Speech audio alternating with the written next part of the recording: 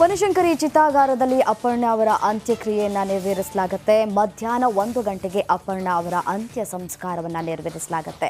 ಬ್ರಾಹ್ಮಣ ಸಂಪ್ರದಾಯದಂತೆ ಅಂತಿಮ ವಿಧಿವಿಧಾನವನ್ನು ನೆರವೇರಿಸಲಾಗುತ್ತೆ. ಅಂತ್ಯ ಸಂಸ್ಕಾರ ನೆರವೇರಿಸಲಿದ್ದಾರೆ ಕುಟುಂಬಸ್ಥರು. ಇನ್ನು ಖಾಸಗಿ ಕಾರ್ಯಕ್ರಮ ಆಗಿರುತ್ತೆ ಅಂತ ಈಗಾಗಲೇ ಅವರ ಪತಿ ಘೋಷಣೆ ಕೂಡ ಮಾಡಿದ್ದಾರೆ. ಯಾರೂ ಕೂಡ ಬರುವಂತಹ ಅವಶ್ಯಕತೆ ಇಲ್ಲ ಅನ್ನುವಂತಹ ಮಾತುಗಳನ್ನು ಕೂಡ ಆಡಿದ್ದಾರೆ. ಯಾಕಂತಂದರೆ ಇದು ಖಾಸಗಿ ಜೀವನ ಮಾಡಿ ಖಾಸಗಿಯಾಗಿಯೇ ಕಳಿಸ್ಕೊಡ್ಬೇಕು ಅನ್ನುವಂತಹ ಮಾತುಗಳನ್ನು ಆಡಿದ್ದಾರೆ. ಇನ್ನು ಅವರ ತುಂಬ ಹತ್ತಿರದ ಸ್ನೇಹಿತರು ಕೂಡ ಅವರ ಮಾತುಗಳನ್ನು ಆಡಿದ್ದಾರೆ. ಅವರ ಒಡನಾಟ ಹೇಗಿತ್ತು, ಅವರ ಜೊತೆ ಯಾವ ರೀತಿಯಾಗಿ ಇರ್ತಾಯಿದ್ರು, ಪ್ರತಿಯೊಂದು ವಿಚಾರದಲ್ಲಿ ಅವರು ಯಾವ ರೀತಿಯಾಗಿ ಸ್ಪೋರ್ಟಿವ್ ಆಗಿರ್ತಾ ಇದ್ರು ಅನ್ನುವಂತಹ ವಿಚಾರಗಳನ್ನು ಕೂಡ ಮಾತನಾಡ್ತಾ ಇದ್ದಾರೆ ಅವರ ಸ್ನೇಹಿತರು ಕೂಡ. ಇನ್ನು ಕನ್ನಡತಿ ಅಪರ್ಣಾ ಎನ್ನೆಲ್ಲ ಅನ್ನುವಂತಹ ವಿಚಾರ ನಿಜಕ್ಕೂ ಅವರು ಬದುಕಿನ ಉದ್ದಕ್ಕೂ ಎಲ್ಲವನ್ನ ಜಯಿಸ್ಕೊಂಡು ಬಂದವರು ಸಾವನ್ನು ಗೆಲ್ಲುವುದಕ್ಕೆ ಸಾಧ್ಯ ಆಗಲಿಲ್ಲ.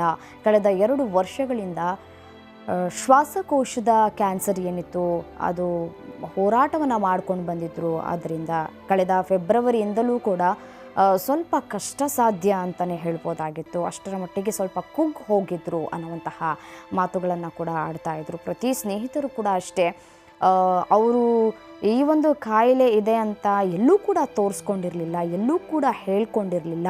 ಬರೀ ಆತ್ಮೀಯರಿಗೆ ಮಾತ್ರ ಗೊತ್ತಿತ್ತು ಅನ್ನುವಂತಹ ವಿಚಾರ.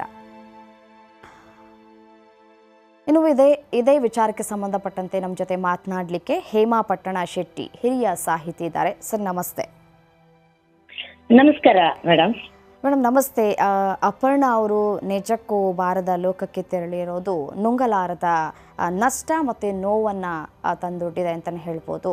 ನಿಮ್ಮ ಜೊತೆ ಅವರ ಒಡನಾಟ ಹೇಗಿತ್ತು ಮೇಡಮ್? ಆ ಒಂದು ನಿಮ್ಮ ಜೊತೆ ಇದ್ದಂತಹ ಸಂದರ್ಭದಲ್ಲಿ ಅವರು ಯಾವ ರೀತಿಯಾಗಿ ಇರ್ತಾ ಇದ್ರು ಅನ್ನೋದನ್ನು ಶೇರ್ ಮಾಡ್ಕೊಳ್ಬೋದಾ ಅಂತ? ಖಂಡಿತ, ನೀವು ಹೇಳಿದಾಗೆ ಇದು ನಮ್ಮ ಸಾಂಸ್ಕೃತಿಕ ಲೋಕಕ್ಕೆ ಒಂದು ನಷ್ಟ ಮತ್ತು ಒಂದು ರೀತಿಯಿಂದ ತಕ್ಷಣ ಎಲ್ರಿಗೂ ಅನಿಸಿದಂತ ಒಂದು ಆಘಾತ.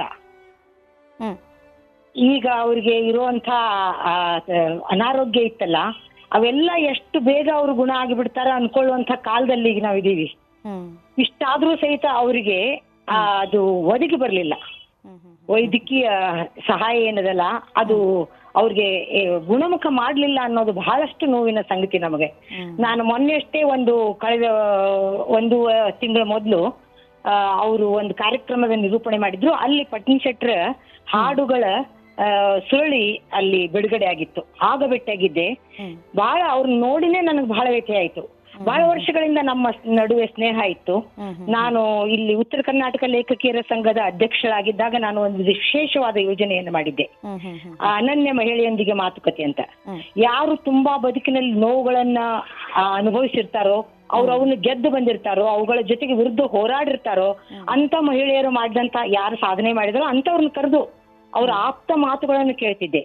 ಹಾಗಂತೂ ಅವರು ತಮ್ಮ ಎಲ್ಲ ನೋವುಗಳನ್ನು ದುಃಖವನ್ನು ಇಷ್ಟು ನಾಗರಾಜ್ ಅವಸ್ತರ ಎದುರುಗಡೆ ಇದ್ರು, ಅವ್ರ ಎದುರಿಗೆ ಸಹಿತ ಇಷ್ಟು ಮುಕ್ತವಾಗಿ ನಮ್ಮೆಲ್ಲ ಹೇಳ್ಕೊಂಡ್ರು. ಎಲ್ಲಾ ಹೆಣ್ಣು ಮಕ್ಕಳಿಗೆ ಒಂದ್ ರೀತಿ ಆಶ್ಚರ್ಯ ಮತ್ತು ರೋಮಾಂಚನ ಆಗಿತ್ತು.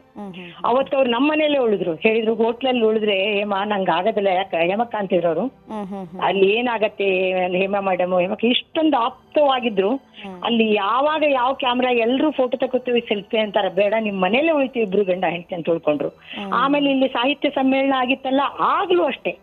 ಆಗ ನಾಗರಾಜ್ ಅವ್ರಿಗೆ ತೊಂದರೆ ಆಗಿತ್ತು, ಅವ್ರು ಹಾಸ್ಪಿಟಲ್ ಅಲ್ಲಿ ಇದ್ರು, ಸತತವಾಗಿ ನಮ್ ಜೊತೆಗೆ ಇರ್ತಿದ್ರು. ಅದಲ್ಲದೆ ಸಹಿತ ಇವ್ರ ತಂದೆ ಮತ್ತು ಪಟ್ನಿ ಶೆಟ್ರು ಬಹಳ ಆಪ್ತರಲ್ಲ. ಆ ಎಲ್ಲ ವರ್ಷಗಳಿಂದ ನಾವೆಲ್ಲ ನಮ್ಮ ಮನೆ ಮಗಳು ಅಂತಿದ್ವಿ ಅವ್ರಿಗೆ. ನಾವು ಪಟ್ನಿ ಶೆಟ್ರು ಹೇಳ್ತಾ ಇರೋದೇ ಮಗಳು ಅಂತಂದೇ ಅಂತಿದ್ರು. ಅಪರ್ಣಾ ಮಗಳೇ ಅಂತ ಮಾತಾಡ್ತಿದ್ರು. ನಾವು ಮನೆಗೆ ಹೋದಾಗೂ ಸಹಿತ ಅವ್ರೆಲ್ಲ ನೋಡ್ಕೊಂಡ್ ರೀತಿ ಇದೆಯಲ್ಲ, ಇಬ್ರು ಗಂಡ ಹೆಂಡತಿ, ಗಂಡ ಅಡಿಗೆ ಮಾಡ್ಕೊಡೋದು, ನಾವಿಬ್ರು ಎಲ್ಲ ನಕ್ಕು ಮಾತಾಡಿ ಅವ್ರು ಅದನ್ನ ಸ್ವಾದ ಅನುಭವಿಸೋದು, ಅಲ್ಲಿವರೆಗೂ ಅಂದ್ರೆ ಅಡಿಗೆ ಮನೆವರೆಗೂ ಅವ್ರ ಜೊತೆಗೆ ನನ್ನ ಸ್ನೇಹ ಇತ್ತು, ಪ್ರೀತಿ ಇತ್ತು. ಒಂದ್ ರೀತಿ ನಾನು ಧನ್ಯವಾದಗಳು ಮಾತನಾಡಿದ್ದಕ್ಕಾಗಿ ರಿಪಬ್ಲಿಕ್ ಕನ್ನಡದ ಜೊತೆ. ಇನ್ನು ಅಪರ್ಣಾ ಅವರು ಯಾವಾಗ ಯಾವ ರೀತಿಯಾಗಿ ಇರ್ತಾ ಇದ್ರು, ಧಾರವಾಡಕ್ಕೆ ಬಂದಂತಹ ಸಂದರ್ಭದಲ್ಲಿ